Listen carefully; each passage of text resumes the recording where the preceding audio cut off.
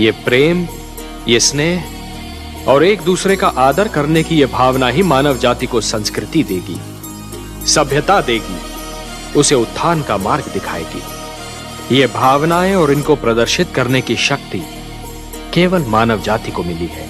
यदि मानव ने इन भावनाओं की रक्षा की तो ये भावनाएं उसे जीवन की प्रेरणा देंगी, उन्नति की शक्ति देंगी, उसे शांति का मार्ग दिखाएंगी। और यदि मानव ने इन भावनाओं को त्याग दिया तो वो पशु और पिशाच के स्तर से भी नीचे जा गिरेगा। कि यदि चित्रकार के बनाए चित्र को कोई बिगाड़ दे तो क्या उसे तनिक भी चिंता नहीं होगी?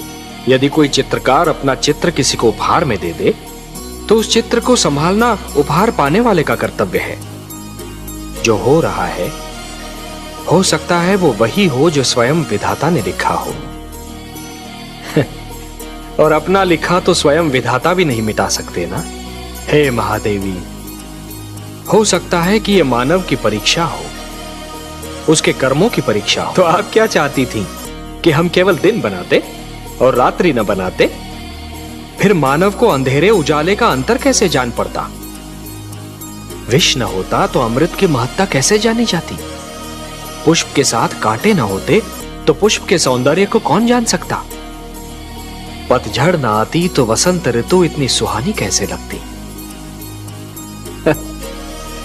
हमने मानव को बनाया है देवी। मानव इतिहास को बनाने का कार्य हमने अपने हाथों में नहीं रखा, वो तो उसी पर छोड़ दिया है।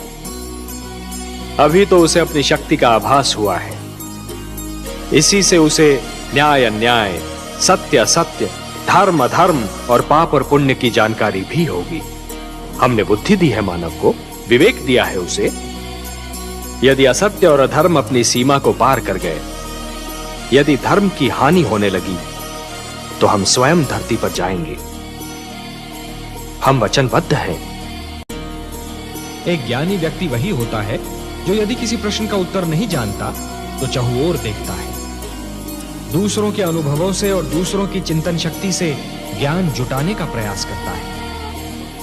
महादेवी, जिस प्रकार पहले अंकुर जन्म लेता है, फिर वही अंकुर पौधा बन जाता है, पौधा वृक्ष में परिवर्तित होता है और तब जाकर वृक्ष में फल आते हैं, उसी प्रकार सबसे पहले मन में सुंदर विचारों का जन्म होता है, फिर वही सुंदर विचार मन में भक्ति को जन्म देते हैं। हे महादेवी, जिस प्रकार एक दीपक दूसरा दीपक जला सकता है, उसी प्रकार दूसरों के ज्ञान और अनुभवों से और दूसरों की चिंतन शक्ति से स्वयं अपना ज्ञान भी तो बढ़ाया जा सकता है।